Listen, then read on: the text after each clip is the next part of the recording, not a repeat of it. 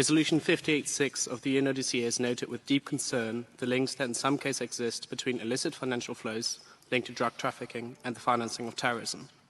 The resolution furthermore calls on all member states to combat the laundering of money derived from illicit drug trafficking and other serious crimes, and to continue to foster international cooperation by implementing the provisions against money laundering contained in all relevant international instruments.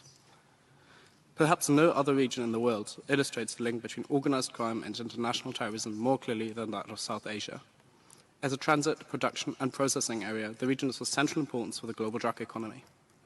While the drug economy is a reflection of and reaction to more underlying structural issues, developments in Afghanistan post-August 2021 have certainly reinforced these issues and have further entrenched the drug economy in local and regional livelihoods.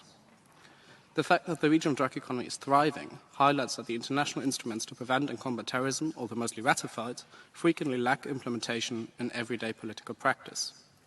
In some instances, this is the result of lacking state capacity.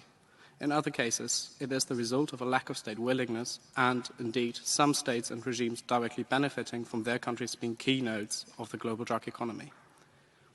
The implications of this, despite their heavily localized dimensions, do not remain confined to these national and regional arenas. The fact that crime and terrorism is so heavily dependent on illicit drug economies severely undermines the United Nations Sustainable Development Goals throughout the region and beyond. Moreover, the violence associated with the drug economy does not hurt everyone equally, with the social and economic costs of this economy being highly gendered. The continued use of the drug economy as a way for non-state actors, at times sponsored by states or strategic interests, to finance terrorist campaigns also undermines the United Nations Global Counter-Terrorism Strategy, adopted as Resolution 6288 by the General Assembly in 2006. Recent developments in South Asia, especially in Afghanistan and Pakistan, as well as the present and future implications these developments will have, indicate how drug-related issues are connected to questions of local, national and regional security. Mr. Chair, the UNODC possesses a unique and highly influential role through which it can shape national, regional and international discourses on drugs and terrorism. Making use of this privileged position, the UNODC must continue to advance an understanding of international crime and international terrorism as inherently interrelated.